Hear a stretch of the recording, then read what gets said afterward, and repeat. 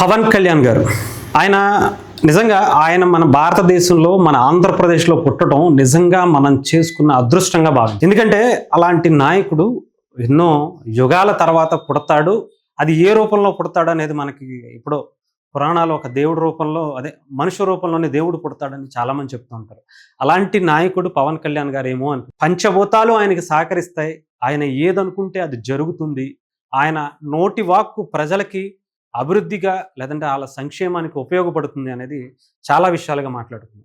ఈరోజు ఆయన చూస్తుంటే ఇంత అద్భుతమైనటువంటి వ్యక్తి ఏంటి, కుటుంబాన్ని కూడా లెక్క చేయకుండా ఇలాంటి వ్యక్తిని మనం ఎక్కడ చూసాం, ఎవరిని చూసాం? రాజకీయాల్లోకి వస్తే కోట్లు కోట్లు దండుకోవాలని పిల్లలకి వాళ్ళ పిల్లలకి తరగనటువంటి ఆస్తిని వాళ్ళకి కూడబెట్టి దాచుకుని ఇంకా ఒక్కసారి రాజకీయాల్లోకి వచ్చి ఒక ఎమ్మెల్యే గాను జస్ట్ వార్డు మెంబర్ గాను అయితే చాలు, వాళ్ళకి 2-3 తరాలు తిన్నా తరగనటువంటి ఆస్తిని సంపాదించుకుని వెళ్తున్న ఈ రోజుల్లో పవన్ కళ్యాణ్ గారు లాంటి నాయకుడు ఆంధ్రప్రదేశ్కి దొరకటం నిజంగా ఏ జన్మలో ఆంధ్రప్రదేశ్ ప్రజలు పుణ్యం చేసుకున్నారో తెలియదు, కానీ భారతదేశంలో ప్రజలు కూడా అదృష్టవంతులనే చెప్పాలి.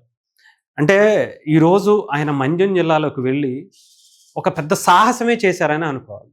అంతేకాకుండా అక్కడికి వెళ్ళి నైట్ బస చేయటం, అసలు అక్కడికి వద్దు సార్, ఇప్పటికే ఆ మావోయిస్టుల ప్రాంతాలు, ఎక్కడ మందు పాత్రలు ఉంటాయో, ఎక్కడ నక్సల్స్ తిరుగుబాటు చేస్తారో, గతంలోనే మాజీ ఎమ్మెల్యేగా ఉన్నటువంటి అక్కడ ఒక వ్యక్తిని కూడా వాళ్ళ గెలిపించినటువంటి వ్యక్తినే అక్కడ నక్సల్స్ చంపేశారు, ఇబ్బంది పెట్టారు, చాలామందిని నడి రోడ్డు పైన హతమార్చినటువంటి పరిస్థితి ఉంది.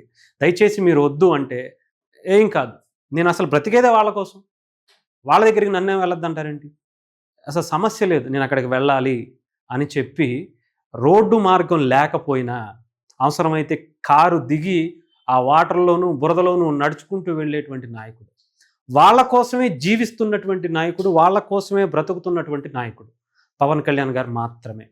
ఈరోజు వాళ్ళ అబ్బాయికి సింగపూర్లో, అంటే ఎవరికైనా సరే, ఏ నాయకుడికైనా సరే, ఏ కుటుంబానికైనా సరే, ఏ వ్యక్తికైనా సరే వాళ్ళ కుటుంబం తర్వాతే నెక్స్ట్ ఎవరైనా సరే అని ఆలోచిస్తారు.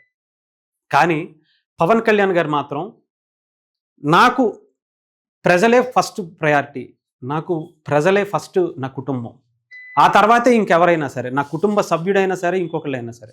వాళ్ళ అబ్బాయి ఒక పక్క సింగపూర్లో చదువుకుంటూ స్కూల్లో గాయపడితే హుటాహుటిన ఎవరైనా సరే అక్కడికి వెళ్ళిపోతారు. అధికార యంత్రాంగం ఉంది, అధికార పార్టీలో ఉన్నారు, హ్యాపీగా స్పెషల్ ఫ్లైట్లు వేసుకుని ఇంకొకటి వేసుకునో మొత్తం ఉన్న కార్యక్రమాలన్నీ రద్దు చేసేసుకుని ఆయన అక్కడికి వెళ్ళిపోవచ్చు. ఎవరు ఆపేవాళ్ళు లేరు, ఎవరు తప్పు పట్టేటువంటి అవకాశం కూడా లేనటువంటి సిచ్యువేషన్. కానీ ఇక్కడ ఉంది మాత్రం పవన్ కళ్యాణ్ గారు.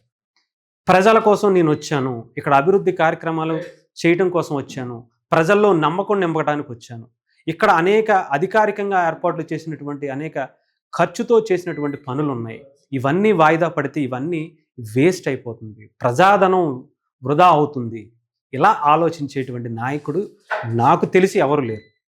అలాంటి నాయకుడు కేవలం పవన్ కళ్యాణ్ గారు మాత్రమే. ఈరోజు వాళ్ళ కొడుకుకి సంబంధించి ఇన్సిడెంట్ కన్నా, నా కొడుకు కన్నా సరే, నా కుటుంబం కన్నా నాకు ఇక్కడ ఉన్నటువంటి ప్రజలే ముఖ్యం అని చెప్పి వాళ్ళ కార్యక్రమాల్లో పొద్దున్నే ఆయన కళ్ళల్లో చూడొచ్చు, ఎంత బాధ ఉన్నా సరే అవన్నీ ఆయన దిగమింగుకుని వాళ్ళకి అక్కడ ఉన్నటువంటి గిరిజనులకి వాళ్ళ ఇళ్ళకి వెళ్ళి వాళ్ళని సంతోష పెడుతున్నారంటే ఇంకా ఇంతకన్నా ఏం కావాలి? మనం ఈ సిచ్యువేషన్ చూడొచ్చు. ఆయన పొద్దున్నే గుడికి వెళ్ళి ఆ తర్వాత ఆ చుట్టుపక్కల ఉన్నటువంటి ప్రాంతాలకు వెళ్ళి ఆయన పర్యటన చేయటం అంటే ఇంతకన్నా అద్భుతమైనటువంటి నాయకుడు నాకు తెలిసి ఈ దేశంలో కానీ ఇప్పుడున్నటువంటి మన ఈ చుట్టుపక్కల ఉన్నటువంటి రాజకీయ పరిస్థితుల్లో ఎవరైనా కనిపించారా? తన గురించి ఆలోచించుకోరు, తన భవిష్యత్తు గురించి ఆలోచించుకోరు, తన పార్టీ భవిష్యత్తు గురించి ఆలోచించుకోరు, తన పార్టీ నాయకుల భవిష్యత్తు గురించి కూడా ఆలోచించుకోరు. ఇక్కడ కావాల్సింది ప్రజలే. అదే ఉద్దేశంతో ఇంకొక 15 ఏళ్ళు మేము కలిసే ఉంటాం. ఇంకొకళ్ళు ఎవరైనా అయితే వచ్చిన అవకాశాన్ని అందిపుచ్చుకుని, మొన్న కూడా చంద్రబాబు నాయుడు గారు లాంటి వ్యక్తి జైలుకి వెళ్ళినప్పుడు కూడా ఆయన మంచి అవకాశం తీసుకుని అడ్వాంటేజ్ తీసుకుని వెళ్ళిపోవచ్చు, దాన్ని ఉపయోగించుకోవచ్చు రాజకీయంగా. అది లేదు. సరే అధికారంకి వచ్చేసాం కదా, మనల్ని ఎవడ ఆపుతాడు అని చెప్పేసి ఇంకా పార్టీని బలోపేతం చేసుకోవడానికి ప్రయత్నించవచ్చు, కానీ అది చేయట్లా. ప్రజలు ప్రజలు ప్రజలు, ఆంధ్రప్రదేశ్ భవిష్యత్తు, ఇంకొకటి వేరే ఏది ఆలోచించినటువంటి ఒక వ్యక్తి పవన్ కళ్యాణ్ గారు. ఆఖరికి సొంత కొడుకుని కూడా ఉన్న ఆస్తులు కూడా ఆయన పిల్లలకి ఏమీ ఇవ్వలేనటువంటి పరిస్థితికి అయిపోద్దేమో అనిపిస్తుంది.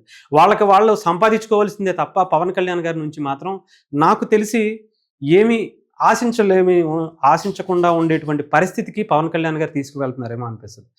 కానీ నిజంగా ఇలాంటి నాయకుడు దొరకటం కూడా కొన్ని యుగాలు పడతదేమో, కొన్ని దశాబ్దాలు పడతాయేమో.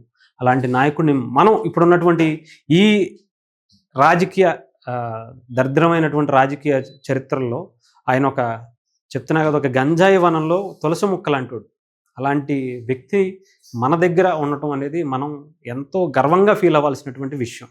ఎంతోమంది మనం చూసాంగా, ఒక తండ్రిని అడ్డం పెట్టుకుని కొన్ని లక్షల కోట్లు కొట్టేసి దాని గురించి అధికారంలోకి వచ్చి మళ్ళీ ఇంకో కొన్ని వేల కోట్లు కొట్టేసి దాని గురించి తల్లిని చెల్లిని మెడపట్టుకుని బయటికి గెంటేసినటువంటి ఈ పరిస్థితుల్లో డబ్బు తప్ప ఇంక వేరే ఏమీ ఆశ లేనటువంటి ఒక వ్యక్తి గతంలో పరిపాలిస్తే ఇలాంటి నాయకుడు మరి రాజకీయాల్లో ఎలా సస్టైన్ అవుతారంటే ఇలాగే.